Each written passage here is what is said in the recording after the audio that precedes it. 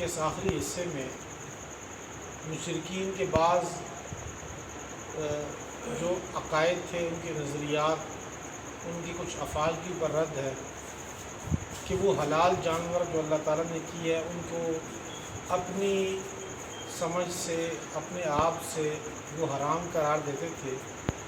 کسی کا کھانا پینا حرام، کسی کا دودھ حرام، تو کسی پہ سواری حرام۔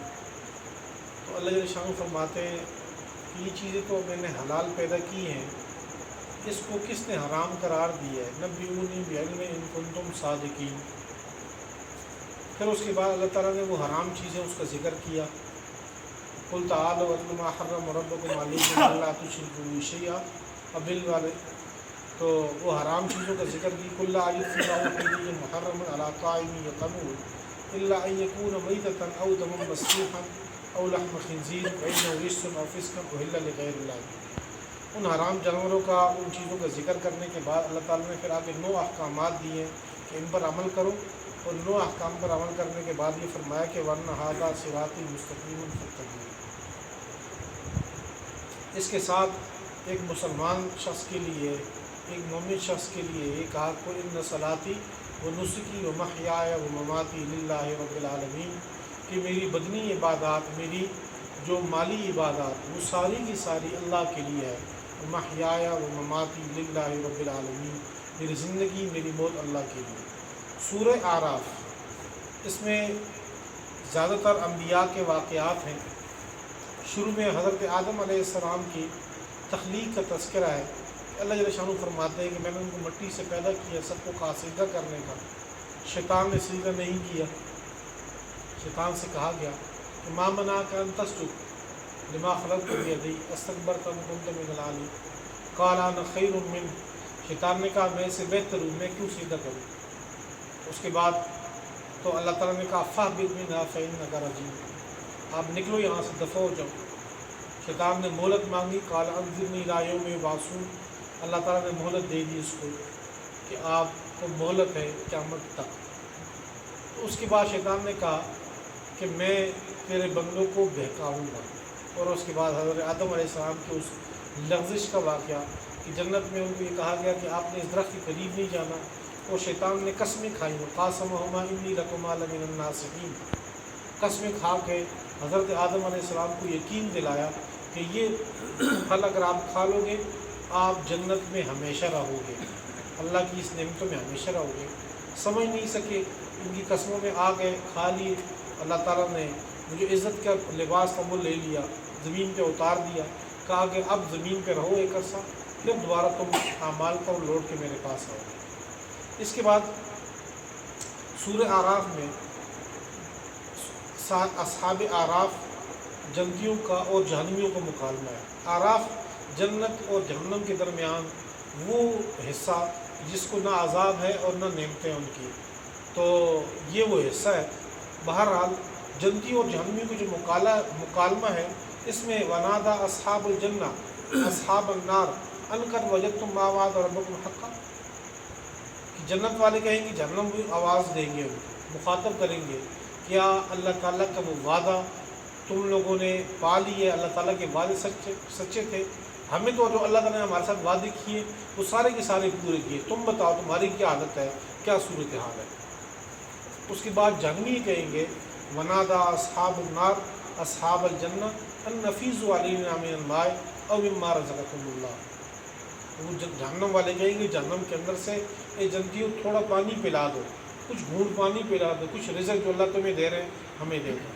اللہ فرمائیں گے کہ ان اللہ حرمہما علی الکافرین، جنتی کہیں گے یہ چیز تمہاری پر، اللہ نے یہ نعمتیں تمہاری پر حرام کی، اور اللہ فرمائیں گے اس کی وجہ یہ تھی کہ دنیا کی زندگی میں تمہیں دھوکے میں ڈال دیا، وغرتہم الحیات الدنیا فالیوم ننساہم کما نسوا لقاء یومہم ھذا، ہم تمہیں آخرت میں تمہیں جہنم میں ڈال کے ایسے بھول جائیں گے جیسے کہ تم دنیا کے اندر ہماری ملاقات کو اور اس دن کو تم بھول گئے تھے۔ اس کے بعد معاملہ ختم ہو جائے گا، جنتی ایک طرف جہنمی ایک طرف ہو جائے گی۔ اس کے بعد آگے مسلسل انبیاء کے واقعہ، حضرت نوح علیہ السلام کا واقعہ ہے کہ اللہ تعالیٰ نے حضرت نوح علیہ السلام اپنی قوم کو تبلیغ کرتے رہے، مختصر سا ایک رکوع میں واقعہ ذکر کیا اور یہ فرمایا फ़अनजैना फ़कज़्ज़बू फ़अनजैना वल्लज़ीना माअहू, कौम जुटलाती रही, हमने हज़रत नूह अलैहिस्सलाम को उनके मानने वालों को निजात दी किश्ती के अंदर। उसके बाद हज़रत हूद अलैहिस्सलाम का तज़किरा है कि कौम आद की तरफ उनको मबूस किया गया, ये भी मुख्तसर सा है।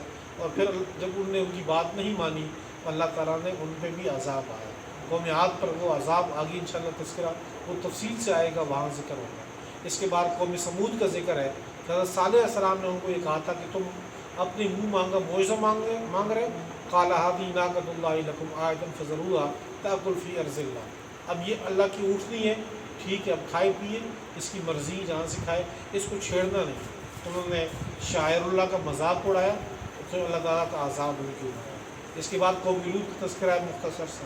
उसके बाद कौम शुएब का तज़किरा है कि नाप तोल में कमी करती थी, तो उनके जब अज़ाब आया तो ज़िलज़िले का अल्लाह ने इस कौम को हलाक कर दिया। उनने हज़रत शुएब अलैहिस्सलाम ने कहा कि मैं तो तुम्हें समझाता रहा, वअनसअहुलकुम फ़कैफ़ आसा अला कौमिन काफ़िरीन, मैं कैसे अफसोस कर सकता हूँ काफिर कौम पे, तुम लोग ना मान कर।